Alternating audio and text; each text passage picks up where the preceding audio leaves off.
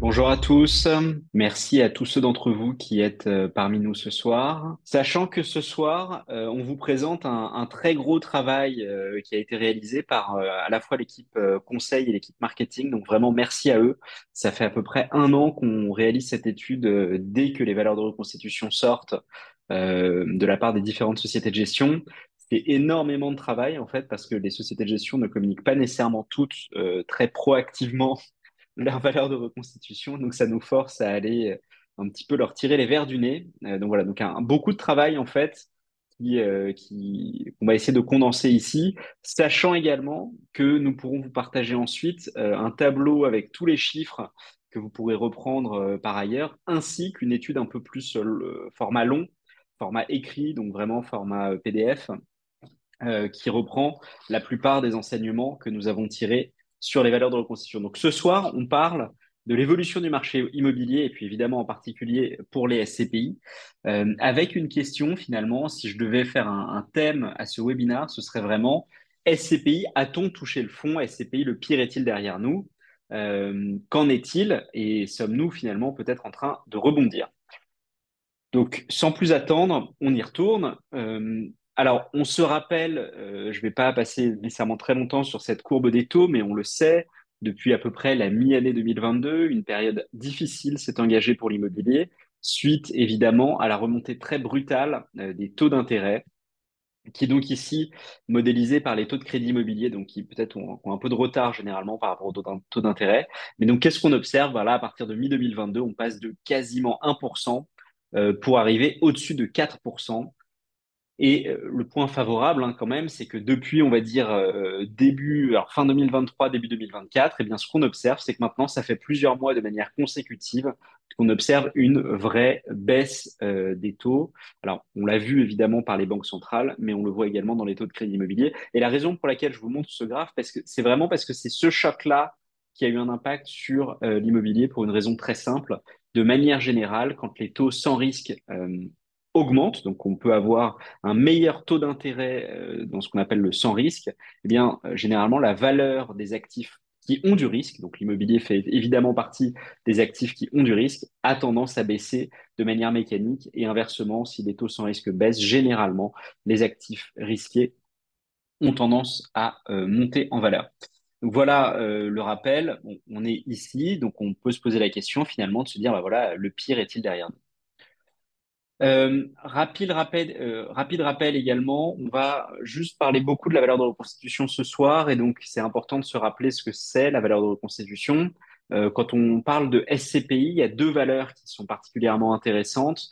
La valeur de reconstitution, c'est la valeur dite d'expertise. C'est la valeur qui, en gros, comme le nom l'indique, qui calcule combien ça coûterait de refaire le parc immobilier à l'identique. Si on part d'une feuille blanche, combien ça coûte de reconstruire, de reconstituer toute la SCPI. Et donc, ça implique évidemment bah, la valeur du patrimoine, la valeur des actifs financiers que peut détenir également la SCPI. Généralement, c'est faible, mais il peut y en avoir un petit peu, ainsi que les frais de reconstitution. Donc, ça peut être des frais de courtage, ça peut être des frais de notaire, etc., pour bien comprendre quelle est la valeur totale pour reconstituer à l'identique le portefeuille.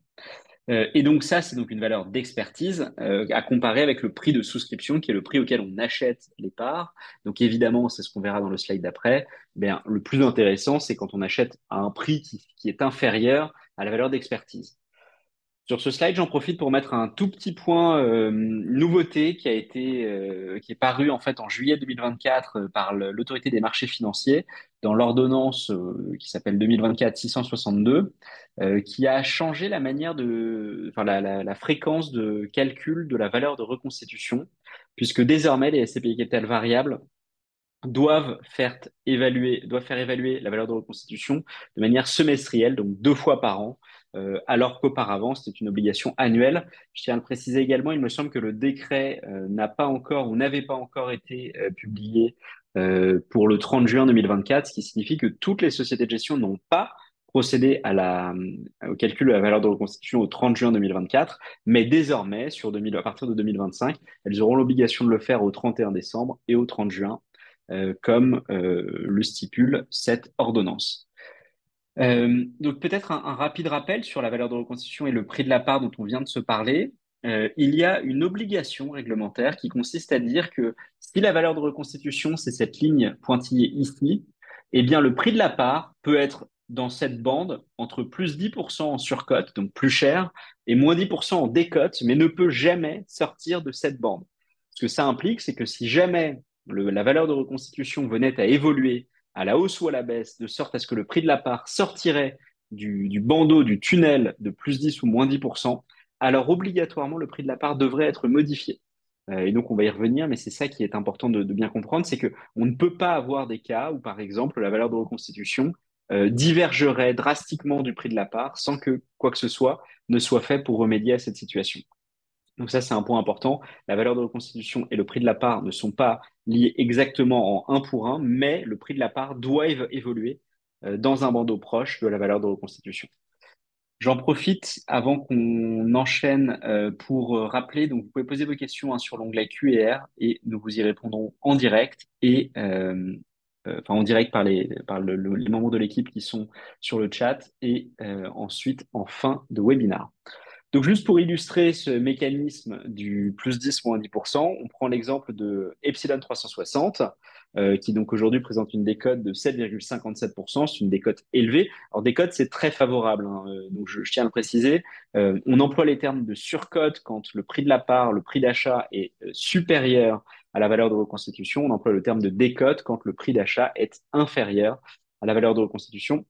Donc voilà, donc pour vous montrer ce cas, par exemple sur cette SCPI, eh bien le prix de la part a toujours été inférieur à la valeur de reconstitution.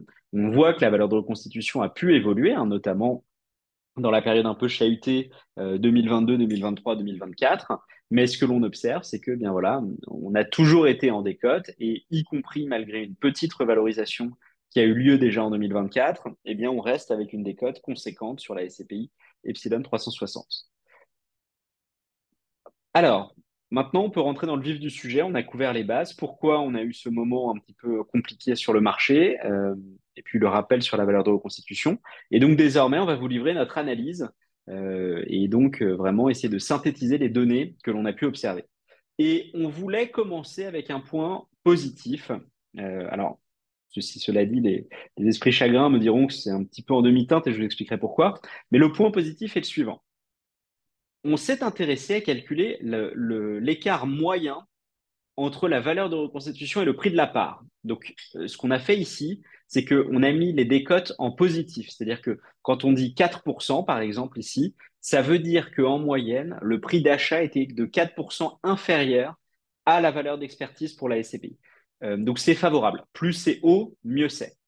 C'est vraiment donc ce graphe-là. Vous le verrez, on l'affiche pas nécessairement pareil, mais je précise ici, plus on est élevé, plus on a une décote, plus donc le prix d'achat était favorable, plus on avait de la marge de manœuvre, on n'achetait pas cher par rapport à la valeur d'expertise. Et donc, ce qu'on observe, c'est que de 2018 à 2022, finalement, ou au moins de 2018 à 2021, eh bien, on se rend compte qu'il y avait une décote moyenne qui était autour de 4%, qui était donc assez conséquente, hein. Je vous l'ai rappelé, on ne peut pas être à plus de 10%, donc 4%, ça veut dire qu'on était voilà, dans la tranche supérieure du tunnel. 2022, les premiers peut-être soubresauts apparaissent, on le voit, la décote baisse, on tombe sous les 3% de décote. 2023, patatras, la décote s'effondre, elle tombe à zéro, en gros. Alors, pas exactement zéro, mais vraiment très, très, très, très proche de zéro. C'est même pas visible sur ce graphe. Et le point favorable, du coup, c'est que donc on a observé très clairement une baisse hein, des valeurs de reconstitution. Et en juin 2024, donc 6 mois après le 31 décembre, on se rend compte qu'on retrouve une petite décote moyenne du prix des parts de SCPI. Donc, qu'est-ce que ça veut dire?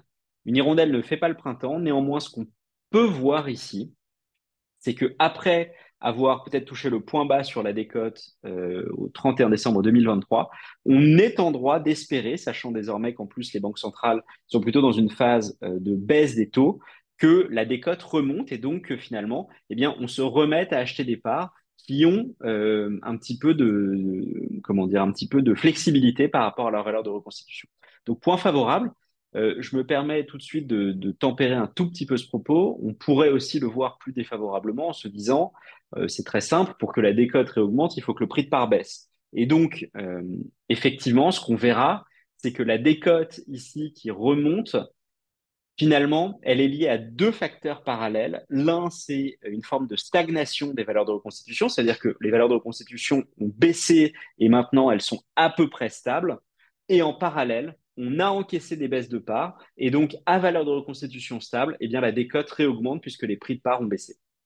Et on va creuser tout ça. Mais voilà, le point favorable quand même, c'est de se dire, il semblerait que par rapport au moins aux statistiques que nous sommes capables de compiler, eh bien le point bas sur la décote aurait été atteint à fin décembre 2023. Donc on va regarder maintenant l'évolution de la valeur de reconstitution. Donc ça, c'est au global sur toutes les SCP que nous avons analysées. Il y en a une soixantaine, 70 je crois.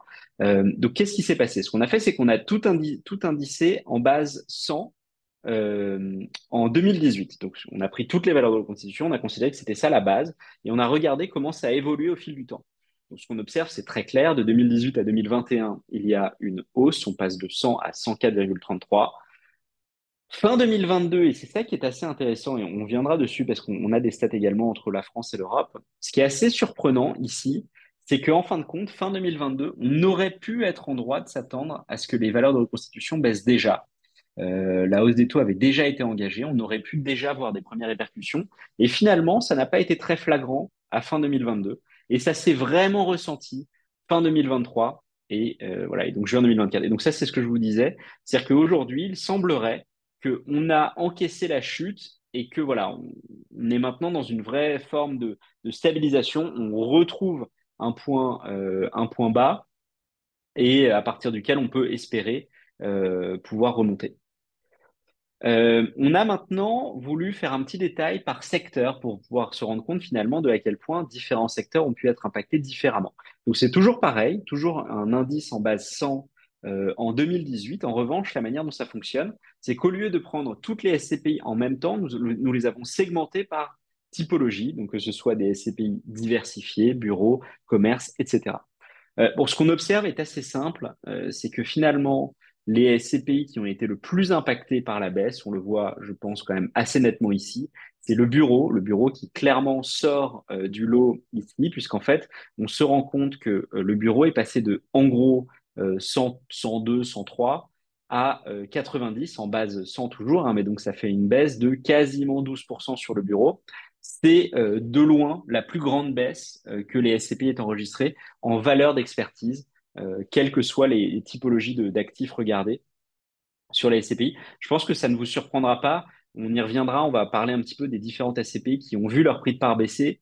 Mais en fait, ce sont quasiment toutes des SCPI de bureau qui ont souffert sur le prix de part.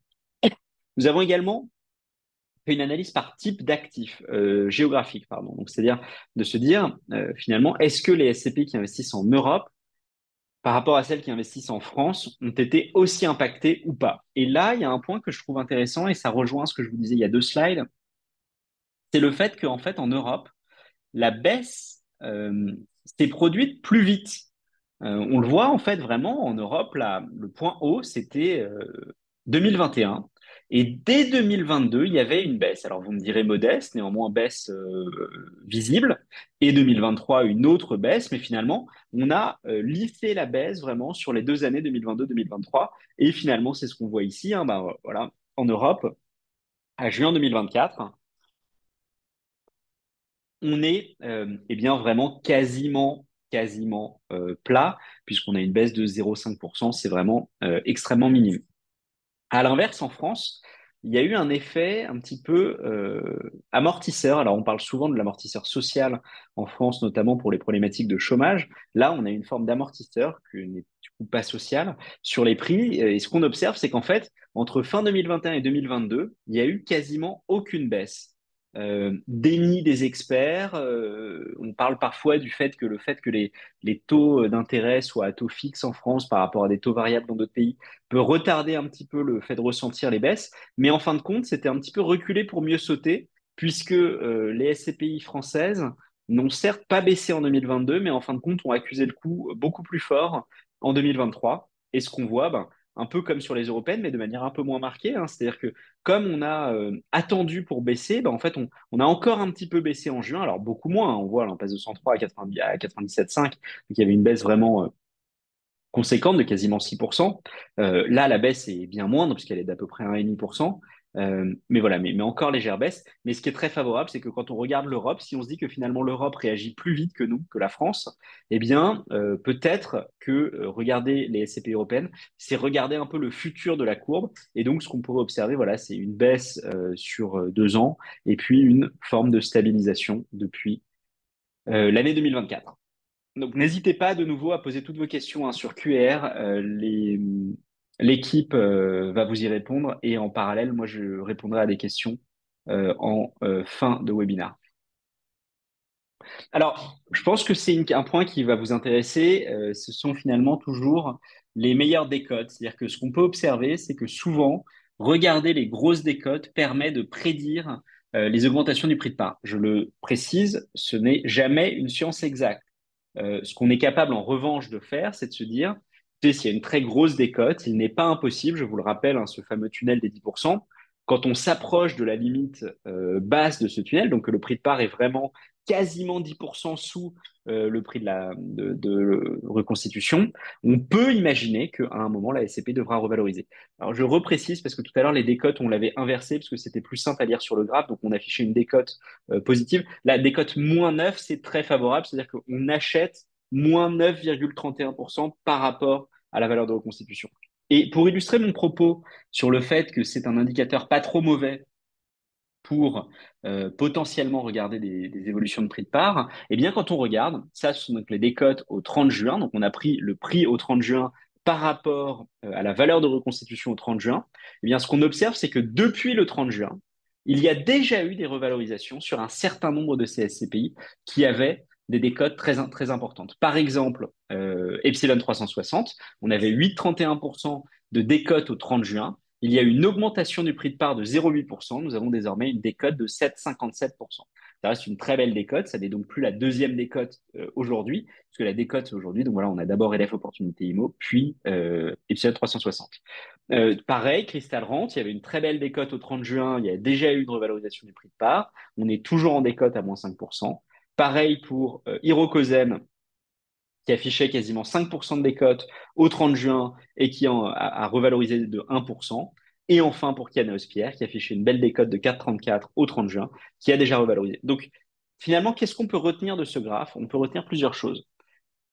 Les décotes importantes semblent se traduire parfois, sans aucune garantie, par des augmentations du prix de part. Et quand on regarde, si quelqu'un aujourd'hui se dit finalement, euh, qu'est-ce qu'on pourrait retenir de ce graphe? Ben, moi, l'élément principal, ce serait quand même plutôt la SCP Crystal Life qui est vraiment très proche du seuil des 10%, sachant que sa consoeur Crystal Rent de la même société de gestion Intergestion avait revalorisé quand elle était déjà un peu en dessous en décote. Donc voilà, on pourrait imaginer que sur certaines de ces SCPI, il puisse y avoir, encore une fois, sans aucune garantie, des revalorisations futures du prix de part. À l'inverse, on fait un peu le classement des pires élèves. Alors, je précise, on avait finalisé ce slide fin de semaine dernière. Depuis, on a eu une dernière valeur sur Primo Pierre qui n'apparaît pas sur ce graphe, mais qui va apparaître sur le graphe juste après, qu'on a eu le temps de mettre à jour, celui-ci pas. Les pires surcotes, donc les pires surcotes, c'est vraiment quand on achète beaucoup plus cher, enfin quand on achète plus cher que la valeur de l'expertise. Ce qu'on observe, c'est bon, on a LF Grand Paris Patrimoine qui évidemment explose le tunnel des 10%. D'ailleurs, vous le voyez, hein, c'est intéressant. Ce qu'il faut comprendre, c'est que la valeur de reconstitution au 30 juin n'est pas disponible le 30 juin. Parce qu'évidemment, les experts doivent faire l'évaluation. Et pour évaluer à une date donnée, on ne peut pas le faire en avance, par définition. Donc, ce qu'ils font, c'est qu'ils le font un petit peu après. Et donc, quand ils ont évalué le portefeuille au 30 juin, on s'est rendu compte que LF Grand Paris Patrimoine accusait une très forte surcote de quasiment 22%. Et elle a du coup baissé son prix de part drastiquement de quasiment 18% depuis. Et donc, depuis, elle est maintenant à 255 euros. Et donc, elle n'a quasiment plus de surcote aujourd'hui après cette baisse du prix de part. Euh, donc voilà, donc ça c'est pour vous montrer un petit peu les pires surcotes. C'est assez intéressant parce qu'on a déjà pu regarder, notamment sur l'année 2023, on avait pu prédire en fait certaines baisses de prix de part, en tout cas prédire, au moins corréler certaines baisses de prix de part avec des surcotes précédentes. Donc voilà, pour vous donner un ordre d'idée, ça, ce sont des SCPI qui sont assez surcotés. Deux éléments que je retire. Bon, le premier, c'est que finalement, moi, j'aurais tendance à pas nécessairement prêter trop attention. On a fait le top 10, donc on a mis les 10, mais en réalité, on des SCPI à 2%, 2%, honnêtement, c'est quand même dans la marge d'erreur.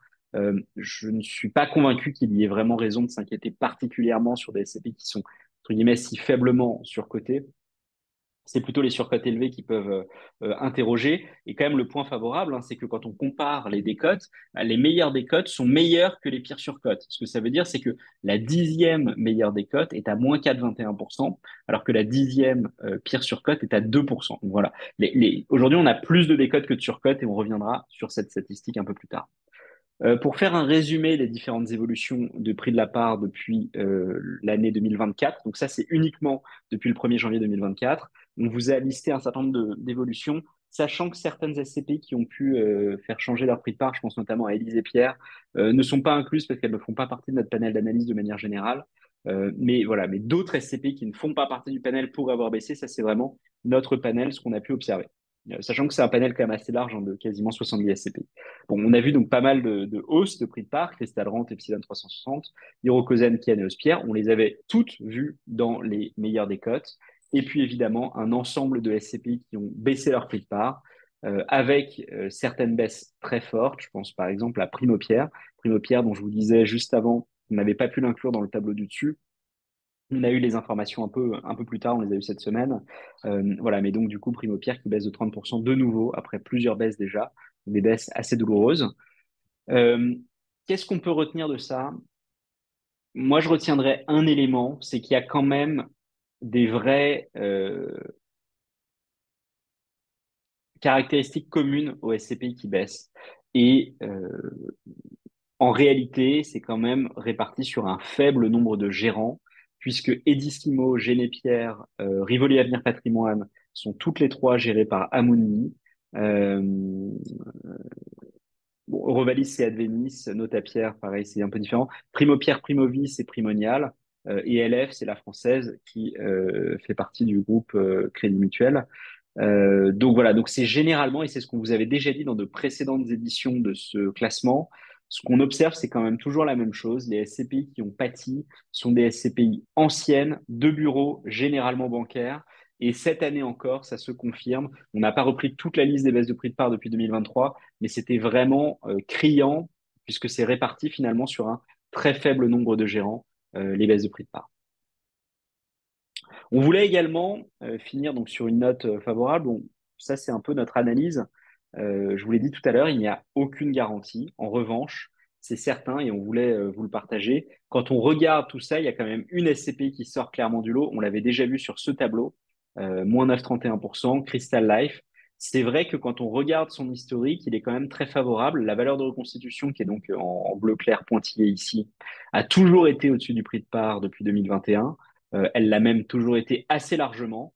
On voit que la valeur de reconstitution a même récemment réaugmenté. Voilà, on n'est pas loin des 10%. Ça peut être une opportunité pour aller se positionner si si vous êtes intéressé pour vous positionner sur une SCPI dont il y a un potentiel, mais pas une certitude, de revalorisation. Pour résumer, du coup, par rapport aux variations de prix, donc la plupart des SCPI n'ont pas bougé. Je le rappelle, on a étudié une 70, à peu près 70 SCPI. On l'a vu, il y a 8 baisses et 4 hausses, me semble-t-il. Voilà, oui, c'est écrit juste en dessous, de toute façon, 8 baisses, 4 hausses. Donc, ce qu'on observe, c'est que finalement, l'immense majorité des SCPI n'ont pas bougé. Cette année, en 2024, 8 parmi notre panel ont diminué. Plutôt des SCPI historiques, comme je vous le disais, avec des capitalisations importantes. 4 ont augmenté leur prix de part. Point important également, parmi ces 4 SCPI, ce sont quand même plutôt des SCPI récentes, que ce soit Epsilon, Iroko, Kianeos. Crystal Rent n'est pas si récente, mais en tout cas, voilà, les trois autres sont plutôt des SCPI récentes, ce qui conforte un des conseils que nous donnions depuis maintenant quelques mois, voire je pense quasiment 18 mois, qui est de se positionner plutôt sur des SCPI diversifiées, dynamiques et plutôt récentes, qui sont capables aujourd'hui de capitaliser sur un marché en douleur pour aller faire de nombreuses acquisitions à de très très bons rendements acte en main. Pour information, quand nous parlons aux gérants aujourd'hui, de très nombreuses acquisitions se font au-dessus de 7% rendement acte en main.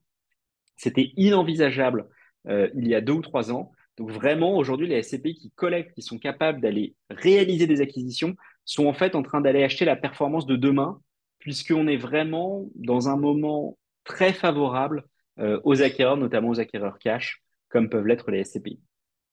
Pour conclure du coup sur cette étude, voilà, donc clairement, il y a eu une baisse des valeurs de reconstitution depuis 2022. Donc on l'a observé, on a atteint un pic 2021, puis depuis 2021, pardon, on a vu une baisse en 2022, en 2023. Pour les SCPI françaises également, à la mi-année 2024, pour les SCPI européennes, la baisse semble, en tout cas quand on compare sur les deux créneaux, semble plutôt avoir été désormais répercutée sur les valeurs d'expertise. Un point important également, quelques SCPI historiques tirent la moyenne vers le bas et finalement un nombre relativement faible, notamment en nombre de gérants de SCPI qui sont en importante difficulté, qui ont dû baisser leur prix de souscription. Point favorable, quand on compare, quand on regarde le panel des SCPI, quasiment 61% des SCPI sont en décote. Je le rappelle, la décote, c'est favorable. On achète moins cher que la valeur d'expertise, alors que 40% sont en surcote. Alors, c'est certes, la proportion de SCPI en surcote a eu tendance à augmenter depuis 2021, mais on le rappelle, aujourd'hui, on a plus de la moitié des SCPI que l'on achète en décote. Et donc, malgré tout, il y a, à notre avis, toujours de belles affaires à faire sur le marché des SCPI. Pour finir, pour ceux que ça intéresse, nous avons normalement mis à jour les valeurs de reconstitution sur l'application et donc vous pouvez le visualiser. On a créé également un indicateur synthétique que nous calculons pour chaque SCPI qui est affiché ici, donc prix d'achat intéressant, élevé ou neutre. La manière dont on le calcule, en fait, c'est qu'on va comparer. Donc, si la décote est supérieure à 2%, on va considérer que c'est un prix d'achat intéressant. Si la surcote est supérieure à 2%, on va considérer que c'est un prix élevé. Entre plus 2 et moins 2, finalement, on considère que c'est neutre, c'est quand même très proche. Ça, vous pouvez le trouver sur l'application, donc c'est gratuit encore une fois de créer un compte. Dans la page de chaque SCPI, vous avez un onglet historique sur lequel vous avez ce graphe-là pour chacune des SCPI. Pour finir, j'espère que vous avez appris des choses et je vais répondre à quelques questions en live. Alors, où trouvez-vous vos chiffres et graphes sur l'évolution du marché de l'IMO d'entreprise Europe et France? Alors, les graphes que nous avons montrés, je pense, Arnaud, que vous pensez à ces graphes-là. Ça, ce sont les graphes que nous réalisons à partir des valeurs de reconstitution. Donc, en fait, ce qu'on fait, c'est qu'on prend toutes les SCPI du panel, je vous dis à peu près 70. Euh, à partir de ces SCPI du panel, on va les catégoriser. Donc, est-ce que c'est une SCPI bureau, commerce, etc. Est-ce que c'est une SCPI France ou Europe? Et ensuite, on va segmenter pour regarder l'évolution de la valeur de reconstitution. Donc, le graphe que vous voyez ici, c'est un graphe en fait que nous avons créé à partir des données que nous collectons. Et la collecte de ces données, bah, c'est un travail titanesque, hein, puisque ça nécessite d'aller lire chaque bulletin trimestriel. Quand l'information n'y est pas, ben, d'aller demander aux sociétés de gestion et tout ça, on vous le donne gratuitement, puisque après le webinaire, vous recevrez normalement un email de suivi pour pouvoir accéder à toute cette donnée gratuitement, comme toujours chez Loinvest. Vous l'avez également sur l'open data qui existe depuis la création de la société.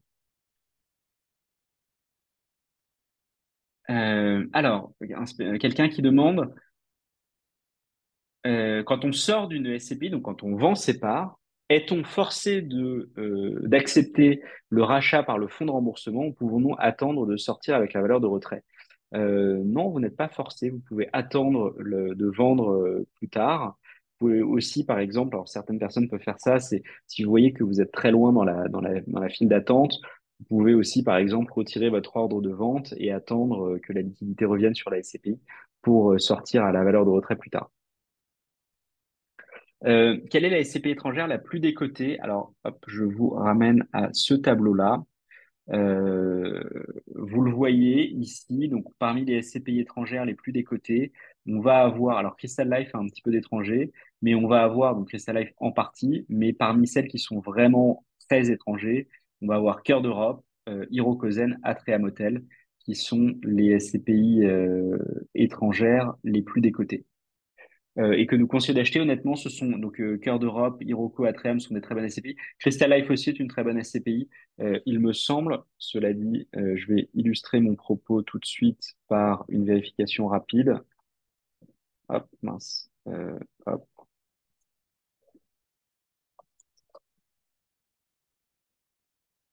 Je vais illustrer mon propos rapidement sur Crystal Life.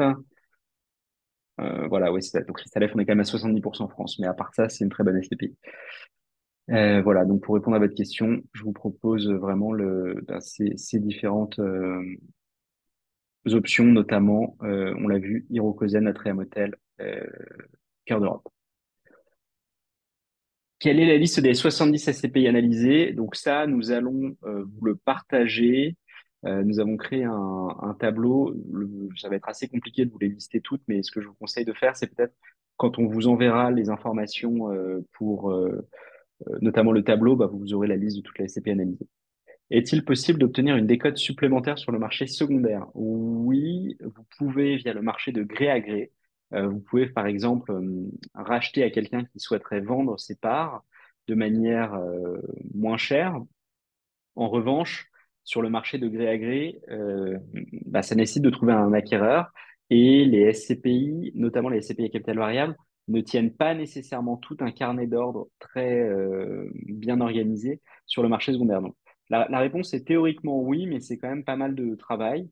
Sur les SCPI à capital fixe, c'est vraiment classique puisque c'est comme ça que ça fonctionne, c'est via un carnet d'ordre. Sur les SCPI à capital variable, ça peut se faire, mais c'est peut-être un peu plus de travail pour le réaliser. Si on a de la liquidité, est-ce intéressant de faire une acquisition via un emprunt, puisque j'indiquais que c'était le bon moment si on avait du cash. Alors, ma remarque sur le cash, c'était plutôt par rapport au SCPI. Aujourd'hui, quand on est un acquéreur cash sur le marché immobilier, on est capable de baisser les prix. Une SCPI collecte de l'argent, notamment les SCPI qui marchent bien, collecte de manière conséquente, et donc quand elles font des acquisitions, elles le font avec très peu de dettes. Et donc, arrivant en acquéreur en cash, elles sont parfois capables de négocier encore plus durement. Oui, il peut être intéressant de faire une acquisition via un emprunt, mais ça, pour le coup, c'est moins le sujet de ce webinaire. Si vous le souhaitez, peut-être vous pouvez parler avec un de nos conseillers pour en discuter plus avant. On propose des sujets de financement sur la SCPI. Ça dépend vraiment de votre projet, de votre capacité d'emprunt et du taux que vous êtes capable d'obtenir. Vous dites de ne pas investir dans les SCPI historiques, mais plutôt jeunes, mais ces dernières deviendront vieilles un jour. C'est tout à fait correct ce que vous dites. En revanche, ce qu'il faut garder en tête, c'est ce que je disais à l'instant sur les rendements acte en main actuels. Ces SCPI, quand elles deviendront vieilles, en fait, elles auront acquis une grosse portion de leur portefeuille à des très bons prix. Et ça, c'est super important parce qu'en fait, le problème des SCPI vieilles n'est pas qu'elles sont vieilles en soi, c'est que quand vous avez une capitalisation, par exemple, de 3 milliards, que vous avez acquis de, je sais pas, 2000 à 2020. Vous avez acheté en bonne partie dans un moment où les prix étaient assez élevés, où les taux étaient très bas. Et donc, vous avez constitué une grosse partie de votre capital et de votre patrimoine sur des prix élevés. Et donc, c'est très dur, une fois que vous êtes à 3 milliards, d'aller reluer, donc d'aller modifier la performance globale du fonds en achetant bien les nouveaux actifs. En revanche, si vous êtes une SCPI plutôt jeune, aujourd'hui, vous allez acheter la plupart de vos actifs à des bons prix. Et je ne suis pas convaincu, mais cela dit, l'avenir, on verra bien ce que l'avenir nous réservera. Je ne suis pas convaincu qu'on revienne à des taux quasiment à 0%, voire négatifs dans le futur. On pourrait imaginer que ça a été un peu une anomalie de marché et donc que bah voilà, les SCP qui vont devenir vieilles n'auront pas ce contexte assez bizarre finalement qu'on a pu observer sur les dernières années. Euh, Alors, les nouvelles SCPI style remake, Comet, ne sont-elles pas encore un peu petites pour ne pas gravement souffrir d'un défaut de locataire en termes de rendement? Pas vraiment, et je vais illustrer mon propos très vite. Alors, ça dépend, c'est pas exactement la même réponse, mais sur remake, on est déjà à 500 millions d'euros de capitalisation. Donc, vous n'avez, à mon sens, pas ce sujet. Vous êtes déjà très diversifié sur une SCPI comme remake. Comet collecte très fort, donc oui, Comet est plus récente. Néanmoins, Alderan est une société de gestion reconnue, donc moi, Comet, je considère que c'est une bonne SCPI. Les premières indications sur les acquisitions sont très favorables. Ils ont pu faire des acquisitions avec des rendements acte en main qui sont vraiment très très bons. Donc voilà, ils ont une cible sur 2024, alors sur 2024, hein, mais de 8%. Donc Comet à la rigueur est un peu plus petite. Remake pour moi ne fait plus partie des SCPI petites. 520 millions, c'est déjà une très belle capitalisation de SCPI. Euh, Quelles sont les incidences liées au fait que les SCPI soient à capital fixe ou variable? Alors, les SCPI à capital variable sont normalement conçus pour mieux gérer la liquidité. Elles ont un certain nombre de modalités qui leur permettent de faire cela. Elles ont des problématiques de fonds de remboursement, ce qui ne signifie pas qu'elles ne souffrent pas de problèmes de liquidité parfois. La liquidité sur un produit SCPI n'est jamais garantie. Vous pouvez ne pas pouvoir vendre quand vous souhaitez sortir. En revanche, les SCPI capital fixe sont des SCPI sur lesquels les ventes sont réalisées de manière moins fréquente en confrontation du carnet d'ordre. Donc, vous faites une offre d'achat par rapport qui va être confrontée à des offres de vente. C'est en termes de nombre de parts que vous pouvez déployer parfois beaucoup plus compliqué. Vous n'avez pas la possibilité d'investir drastiquement les montants que vous souhaitez au moment où vous le souhaitez. Donc les SCPI capital variable sont quand même beaucoup plus faciles d'accès et beaucoup plus faciles d'utilisation que les SCPI, que les SCPI capital fixe.